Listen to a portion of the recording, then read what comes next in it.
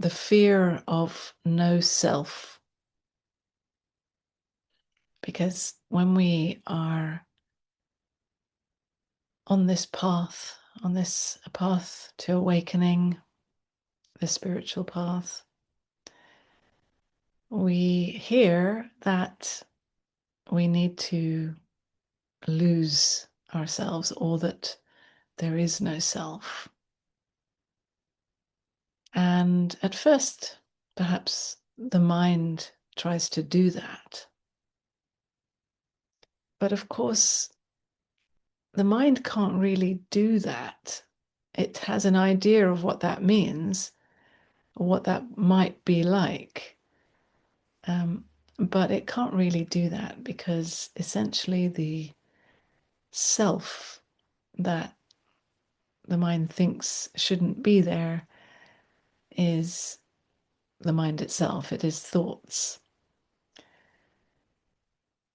And then the reality of no self, actually, it is usually something that the mind doesn't really want, because it is the end of believing that the thoughts about a separate me are true and real and significant. And so the mind, maybe, or those thoughts, seem to have the good intention of trying to help with this spiritual goal that we might have of the no self. But actually, when we really see what it is to recognize that there is no self, it can be very confronting for the mind, for this separate self. And then there can be fear. And it can even feel like a bit of a push-pull feeling. In one way, we long for this no self to just disappear into nothing, to die even. And then there can be also a running away in terror from that possibility, because it is the disappearance of who we have believed ourselves to be. And so the spiritual path, or this awakening process, can be a lot about this flip-flopping or push-pull between recognizing that there is no self, and then the fear of that, and then the holding on again, and running away from that, or pushing it away. And there can be a sense of standing on the edge of a cliff, knowing that that cliff edge is right there, and even a longing to jump off, but not even knowing how, and a fear also, running away, pulling back from that. And a lot of people speak about how they feel a bit stuck at that point with the fear and that cliff's edge. And really, it's not about trying to jump off the cliff. It's not about trying to lose the self, or pushing ourselves to face that reality. It is about meeting the moment presently, first of all.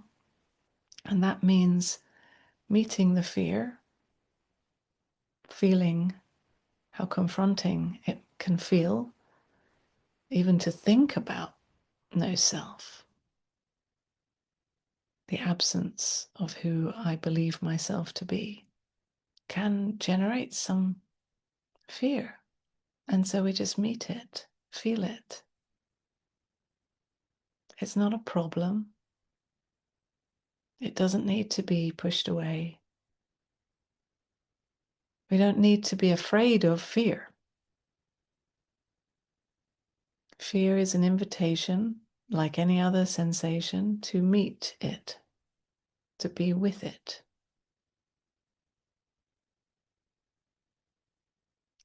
And then as we feel that fear, we can question who is feeling it.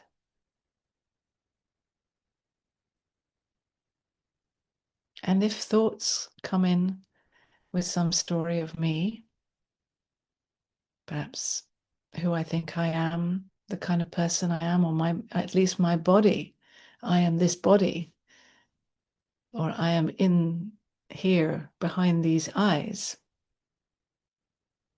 we can question that again. Is that really who I am? And we can, as we question this, notice again if there is fear. And if there is fear, again, we meet it.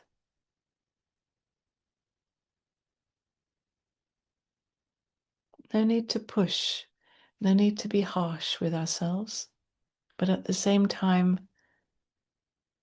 we go with the longing to question, the longing to discover that there is no one here, the longing to awaken out of a belief in a separate me,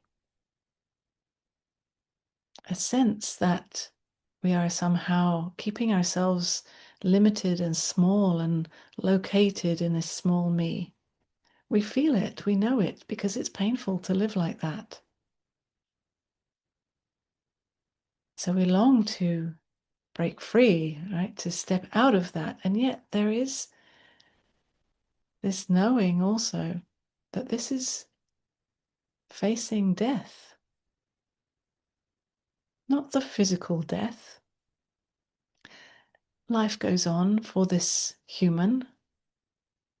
And actually, it isn't anything to really be afraid of, although it's also natural to be afraid for the mind because it is the unknown. But essentially, for this person, this human living in the world, she goes on, he goes on living, goes on perhaps even just living a very ordinary life, just as you were. But what changes is also quite fundamental, and that is that the limited imaginary story of me and the sense of being in this contracted location, this is seen through. And this, although it can at first feel scary, actually we are always held in a greater sense of self that isn't limited. It is so much bigger. It is unlimited, in fact. This is our true self, right? The sense of me, that small self, is actually always arising in that bigger self, just as the fear is arising already in that bigger self, unlimited self that you are already. So the reality is that there is already no separate self. Already. You could even say it's too late to try to hang on to the edge of the cliff. You're already falling off the cliff, really. You just think that you're standing on the edge. The apparent separate self seems to be standing on the edge of that cliff. But the reality is that there is no cliff at all, because there is never a separate self. So when there's fear, there's simply fear happening for no one.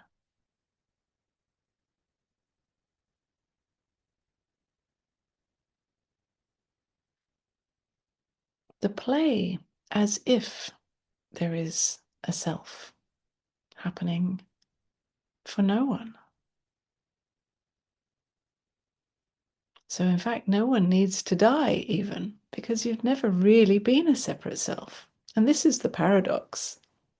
But while you believe that you are a separate self and you believe that you are this small me, it can feel like you're standing on the edge of this cliff and there's this fear of losing yourself.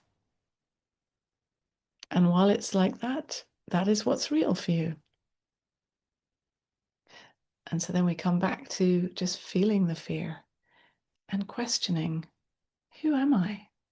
And I'm not suggesting that this question of who am I should become a daily practice or something. If we really question, we only need to question once, or maybe a few more times just to double check.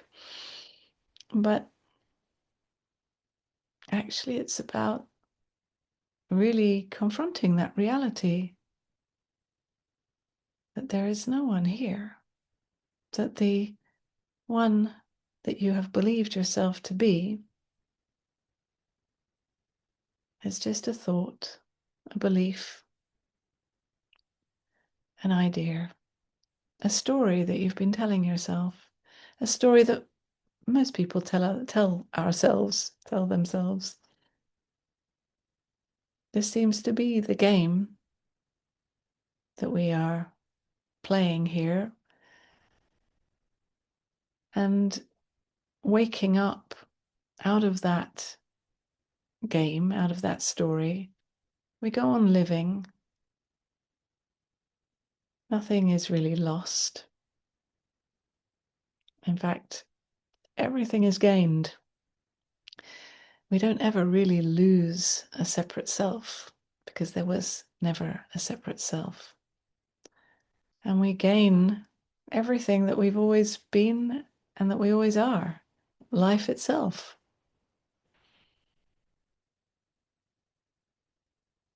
So really nothing to fear.